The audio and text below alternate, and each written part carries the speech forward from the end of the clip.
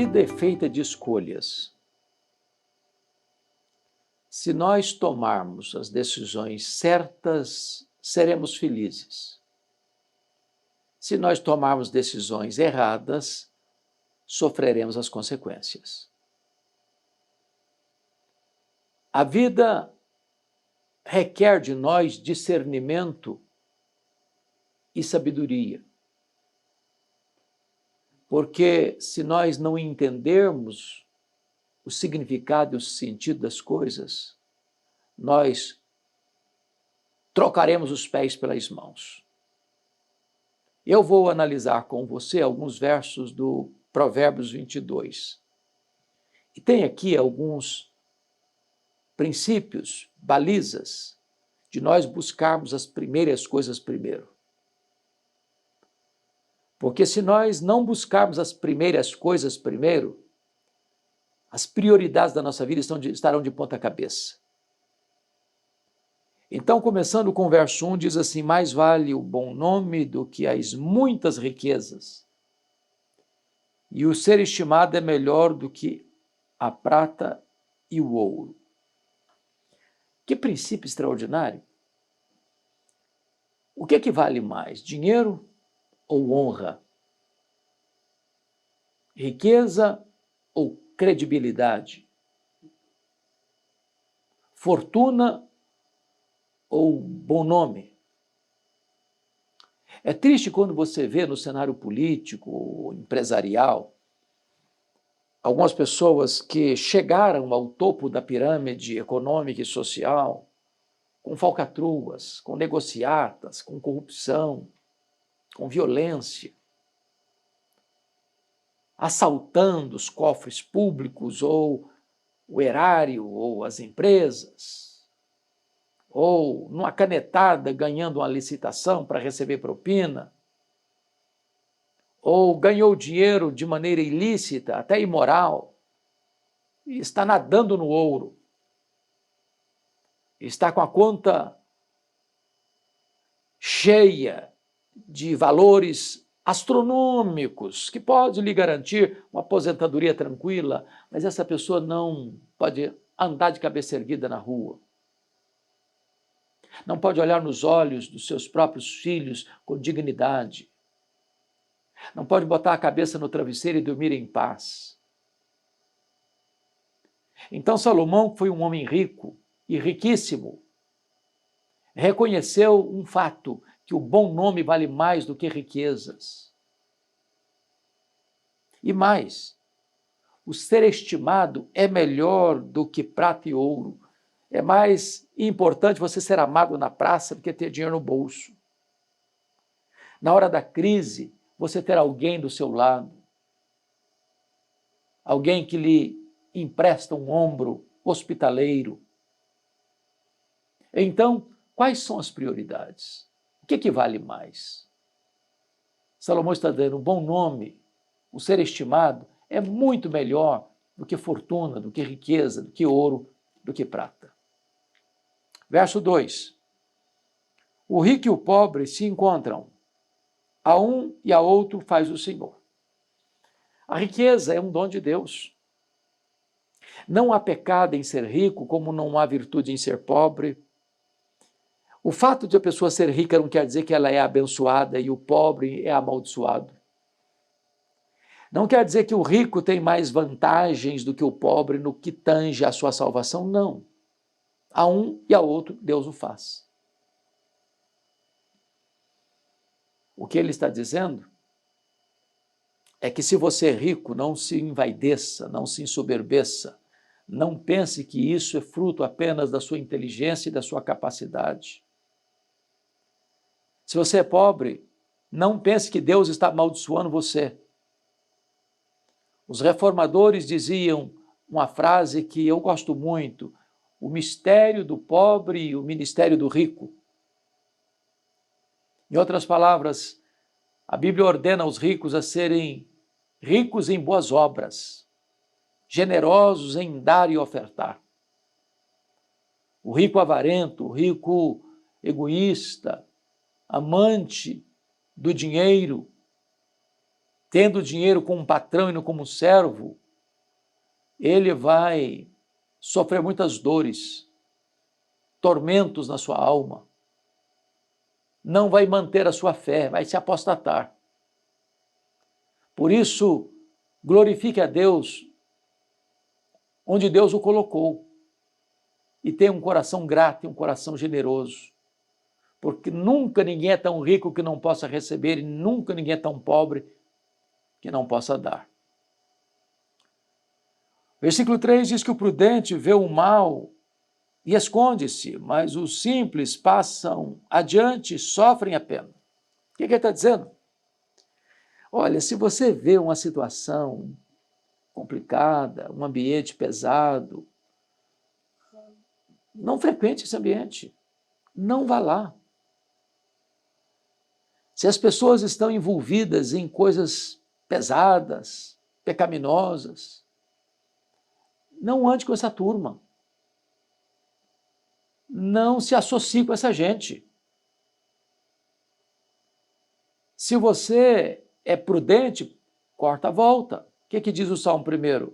Feliz é o homem que não anda no conselho dos ímpios, não se detém no caminho dos pecadores, nem se assenta na roda dos escarnecedores. Então, fuja do mal. Fuja até da aparência do mal. Tem gente que tem como que uma espécie de atração fatal para o erro. Ele atrai tempestade, ou ele vai atrás de tempestade. Onde tem problema, ele está lá. Não, se você é prudente, você vê isso e foge. Não seja uma pomba enganada que vai voar para o abismo, vai voar para a destruição. Não faça isso não. Está escrito assim, o galardão do humilde, o galardão da humildade é o temor do Senhor. E o galardão da humildade e o temor do Senhor são riquezas e honra e vida. Preste atenção nisso. Humildade e temor a Deus. O que representa ser uma pessoa humilde, uma pessoa temente a Deus? Representa riqueza, representa honra, representa vida. Então fuja da soberba. É uma tolice uma pessoa de nariz empinado, de peito estufado. Se você conhece quem é Deus, a grandeza de Deus, não dá para você ficar aí igual um balão cheio de vento. Se você conhece o seu próprio coração, que é corrupto, desesperadamente corrupto, você não pode bater palmas para você mesmo. Então, o caminho da vida plena, de buscar as primeiras coisas primeiro, é você ser uma pessoa humilde. Humilde. E mais, você precisa temer a Deus, que é o princípio da sabedoria. Isso é riqueza, isso é honra, isso é vida para você. Mas ainda, veja você, espinhos e laços há no caminho do perverso. O que guarda sua alma retira-se para longe deles. Espinhos e laços. O caminho já está espetando. E nesse caminho tem armadilha. O que vai ter no caminho do perverso? Vai ter espinho, vai ter laço. O perverso anda num terreno minado. Qual é o conselho? O conselho é: guarde a sua alma, retire-se para longe dessa gente perversa. Você tem que andar com gente melhor que você. Você tem que andar com gente que inspira você. Você tem que fazer aliança com aqueles que estão prontos a andar com vida digna, com vida íntegra, com vida ilibada e irrepreensível. Associar-se com aqueles que estão na prática do erro, do mal, vai acabar respingando também na sua vida. Você vai se tornar parceiro deles e sofrer as mesmas consequências. Versículo 6 diz assim: ensina a criança no caminho que deve andar, e ainda quando for velho não se desviará dele. Tem algumas coisas importantes aqui. Há uma ordem, ensina a criança. Nós estamos vivendo uma geração em que nós estamos levando os filhos para a escola com 2 anos, 3 anos. Os pais estão abdicando do direito e do privilégio que têm de educar os seus filhos. Os pais estão ocupados demais para se ocuparem com seus filhos. E hoje, quem está educando as crianças? A escola? Os desenhos animados? Os joguinhos da internet? Quais são os heróis que estão inspirando as crianças hoje? É Batman? É Homem-Aranha? Nós estamos vivendo uma época em que os pais estão terceirizando a educação dos filhos. E a ordem é: ensina a criança. Mas não o caminho que ela quer andar. Não o caminho que ela deve andar. Ensina a criança no caminho. É caminhando com ela. É sendo exemplo para ela. É sendo uma inspiração para ela, é sendo um paradigma, um modelo para ela. E aqui, depois de uma ordem, tem uma promessa. Ainda quando for velho, não se desviará desse caminho.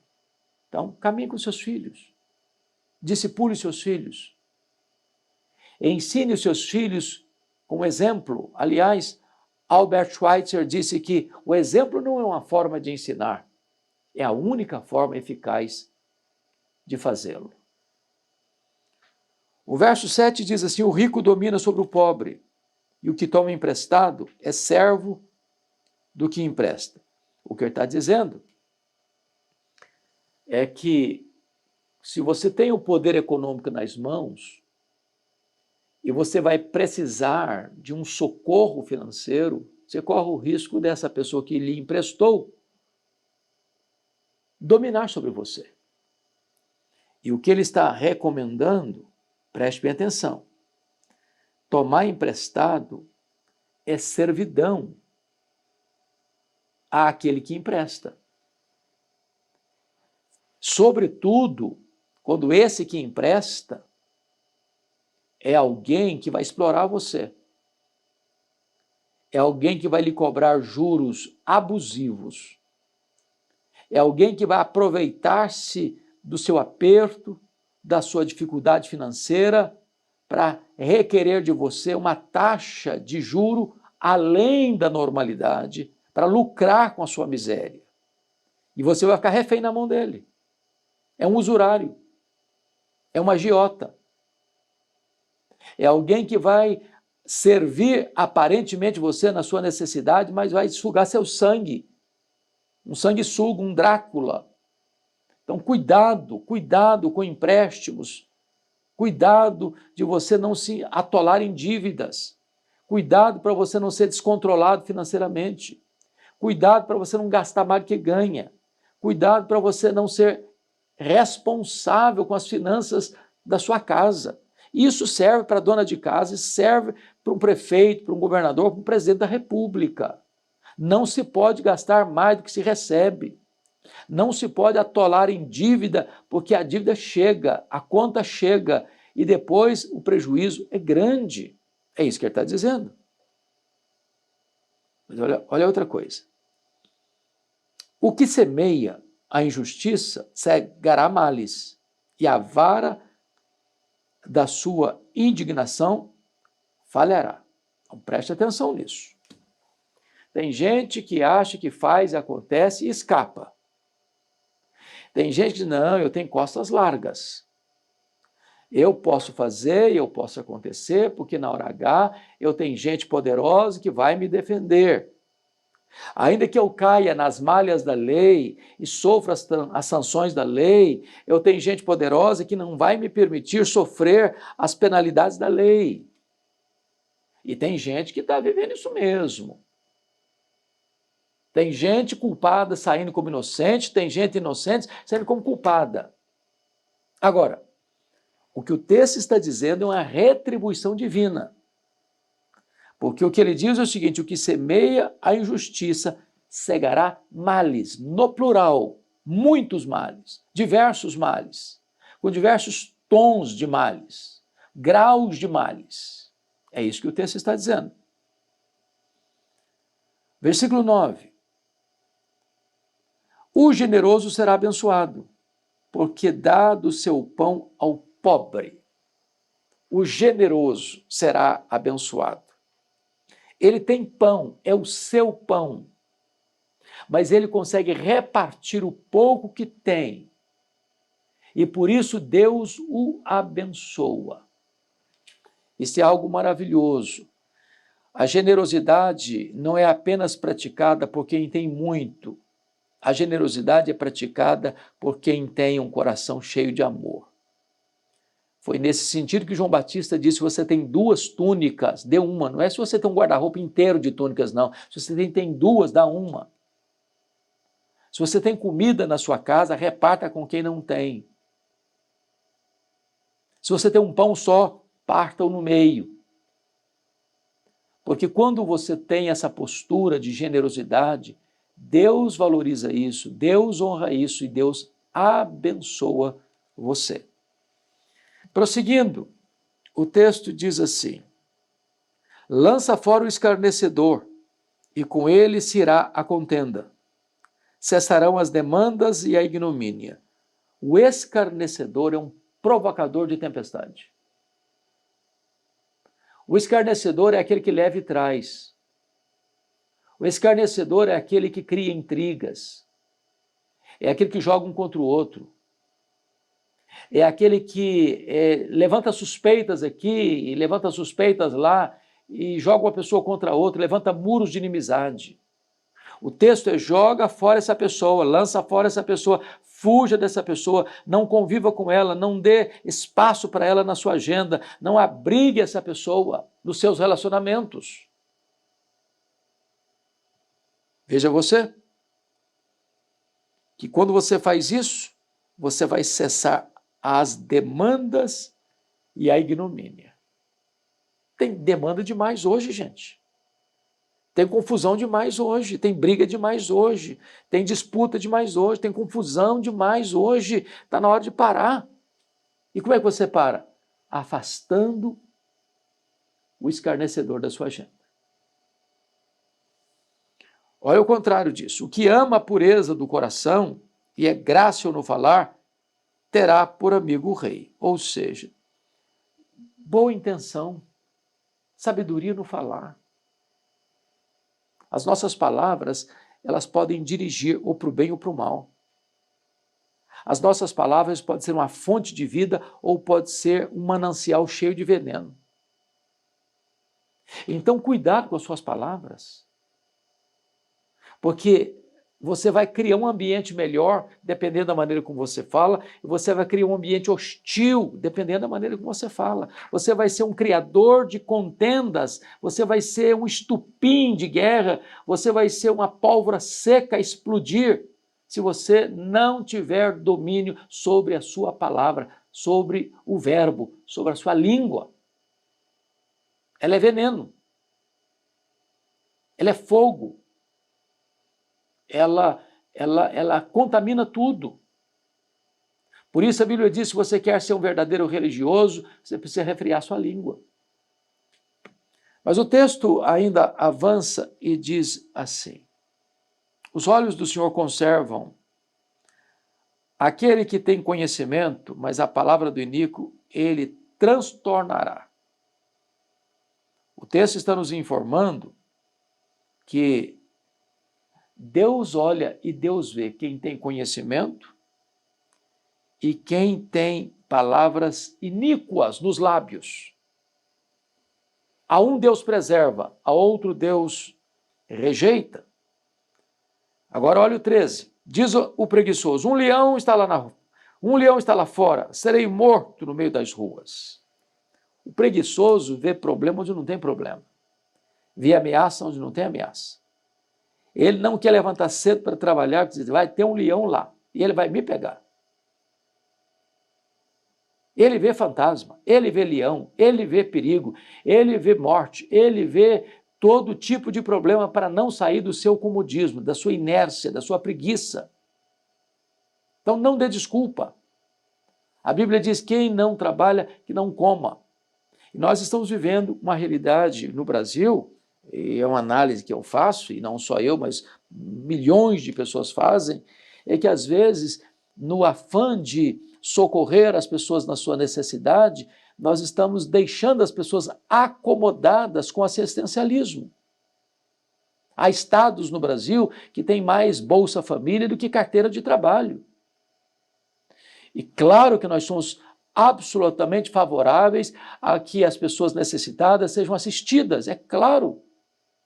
Mas mantê-las no assistencialismo, na acomodação, para que elas cruzem os braços, para que elas recebam esse dinheiro para comprar arroz com feijão e tomar sua pinguinha no final de semana e ficar só nisso, não dando a elas a esperança de uma escola boa, de um trabalho melhor, de uma renda melhor, de um crescimento maior, é domesticá-las na miséria. Isso produz o quê? Preguiça às vezes. Por onde ando eu vejo pessoas assentadas, braços cruzados, gente que podia estar trabalhando, gente que podia estar estudando, gente que podia estar produzindo, gente que podia estar melhorando a sua condição de vida, mas está absolutamente acomodada por causa do assistencialismo. Isso vai desembocar no quê? Na preguiça e na pobreza. Mas veja mais. Cova profunda é a boca da mulher estranha. Aquele que contra quem o Senhor se irá, cairá nela. Então, cuidado com as lábias, os lábios de mel, de manteiga, da sedução, para levar você para um abismo de infidelidade. Cuidado para que você não seja atraído por este canto da sereia. Cuidado para você não ser arrastado pelas suas paixões. Cuidado para que você não entre nesse caminho escorregadio, porque se você entrar nele, Deus pode julgar você, entregar você aos encantos, aos riscos, aos perigos, à própria morte dessa situação. Para fechar, está escrito: a estultice está ligada ao coração da criança, mas a vara da disciplina a afastará dela. O que Salomão está nos ensinando aqui é que criança precisa de educação. Criança precisa de limites. Criança precisa ser instruída em casa, com os pais, acerca do que é certo e do que é errado, do que pode, do que não pode, do que deve, do que não deve. Crianças precisam saber em casa as consequências das decisões erradas e os benefícios das decisões certas. Se uma criança é abandonada a si mesma, se ela não tem controle, se os pais não têm controle sobre elas, se os pais não disciplinam, se os pais não põem limites, essas crianças vão envergonhar amanhã os pais. Quantos aqui já leram ou quantos assistiram lá na década de 80 o filme Eu, Christiane F., 13 anos, drogada, prostituída? A mãe pensou que se tivesse uma filha, ela nunca colocaria limites, nunca diria não faça isso, não faça aquilo. A criança que tem que tomar suas próprias decisões e fazer suas próprias escolhas. Essa mãe descobriu que a menina de 13 anos, criadas de rédeas soltas, sem qualquer parâmetro, sem qualquer baliza, acabou se prostituindo e se drogando aos 13 anos de idade. Pai e mãe, não abra mão do seu dever, da sua responsabilidade de criar os seus filhos na admoestação, na disciplina e na admoestação do Senhor. Uma criança deixada a si mesma, diz o texto, esta criança vai ter problemas e vai empurrar os pais para problemas, porque a estultícia está ligada ao coração. Você não precisa ensinar uma criança a mentir, a ser orgulhosa. Isso é inato. Isso é a corrupção do pecado. Isso é a queda. Isso é o pecado original. A estultícia está ligada ao coração da criança. Em pecado me concebeu minha mãe. O ímpio desvia-se desde a sua concepção. Então é necessário que nós sejamos disciplinados, orientados, advertidos, admoestados e receber também a disciplina para que ele entenda que o bem tem benefícios, o mal tem prejuízos. Finalmente, o último versículo: o que oprime ao pobre para enriquecer a si, ou o que dá ao rico, certamente empobrecerá. O que ele está dizendo é que aquela pessoa que quer explorar o pobre, tirar o pouquinho que o pobre tem para se enriquecer, aquele que oprime o pobre, às vezes vendendo um produto de qualidade inferior, por um preço maior, por um peso menor, e ele usa esses esquemas e esses expedientes para oprimir aquele que tem pouco, quase nada tem, para ele se ter vantagens financeiras com isso, para se enriquecer com isso, lá no final, essa conta vai chegar para ele. E isso vai ser motivo de pobreza e miséria para ele. Se não pobreza financeira, mas pobreza no sentido de falta de paz, falta de alegria, falta de contentamento, falta de equilíbrio emocional, falta da bênção de Deus. Então, você quer ser abençoado? Busque as primeiras coisas primeiro. Você quer ser uma pessoa abençoada? Honre a Deus, ame ao próximo, cuide do próximo, viva uma vida com valores absolutos, porque há coisas mais valorosas do que muita riqueza, muito ouro. Por exemplo, o bom nome vale mais do que riquezas. Deus abençoe muito a sua vida.